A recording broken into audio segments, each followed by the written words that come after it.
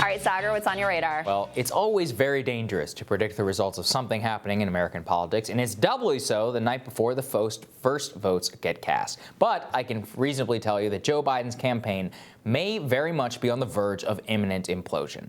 Hours before the first votes are cast in the 2020 presidential election, his senior campaign surrogate, former colleague, vaunted friend, and more, John Kerry, was apparently overheard by an NBC News analyst in a Des Moines hotel lobby, pondering whether he might have to jump in the 2020 race. Kerry reportedly posited to whomever was on the other end of the line that he might, quote, be effing deluding himself, but he'd have to resign from the board of Bank of America, and that he might have to jump in because of the possibilities of Bernie Sanders taking down the whole Democratic Party.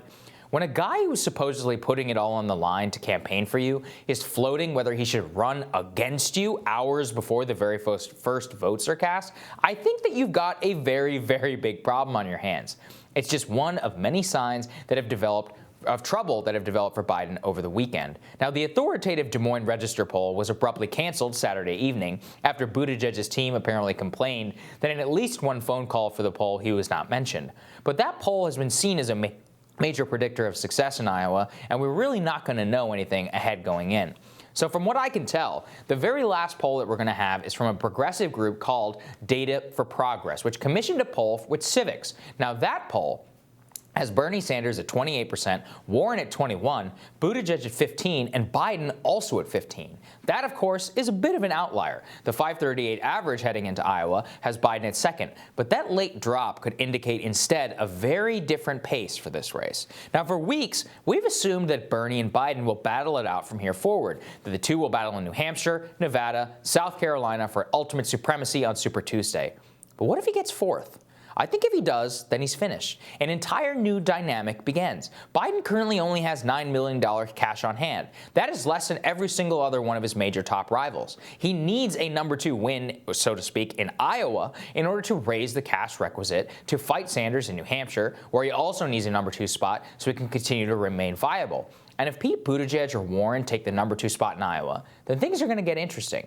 Anyone watching Rising knows the huge failures of Warren and Buttigieg outside of New Hampshire and Iowa. If they can't even win there, they're toast in Nevada, California, South Carolina, and beyond with voters of color.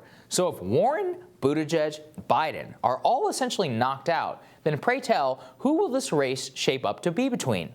I know it's crazy, but crazier things have happened. I think Michael Bloomberg is poised to rise in that scenario.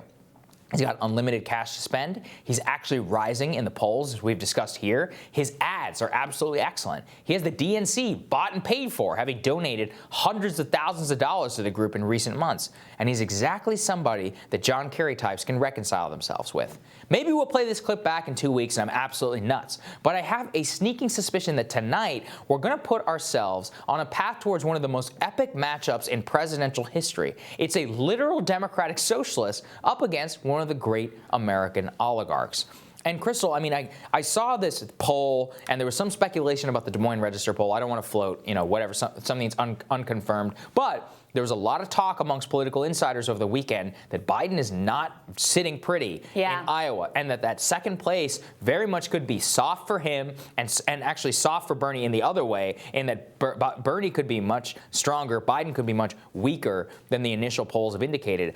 I think if he comes in fourth, like I said, Warren and Pete have no constituency outside of Iowa and New Hampshire. They're never going to win in Nevada, never going to win in South Carolina. Michael Bloomberg, Tom Steyer has already shown that he's bought huge amounts of support in South Carolina. I think he's either second or third. He's third in there. Right He's now. third right there. Bloomberg, 12% nationally, doing well in places like Florida, Texas, blanketing California, Nevada. He's got great ads. He's right down that centrist lane. He actually has a brand and a pitch. I really think that by California, if things start to go this way, we see a Biden implosion, Bloomberg is going to be the only one who could really challenge Bernie. And then you're going to see, who does the DNC pick? Right. I think they pick Bloomberg. I mean, but here's the challenge. I think you're basically right. Yeah. And I'm hearing the same thing from people on the ground, insiders on the ground, who are saying Biden may not even reach viability in certain caucus sites. His ground game is the weakest of everyone. There's very little enthusiasm.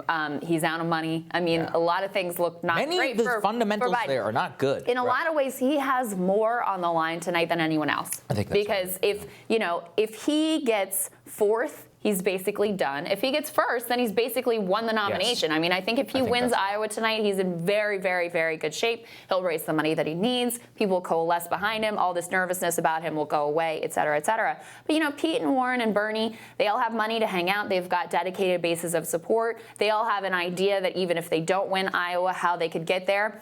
With Pete, you're absolutely right. I mean, his whole narrative has been African Americans don't support me because they don't know me. Well, they know you now, and you're still getting 3% in South Carolina with African Americans. He has very little support among communities of color that he would need to do well. Warren, it's a little bit of a different dynamic.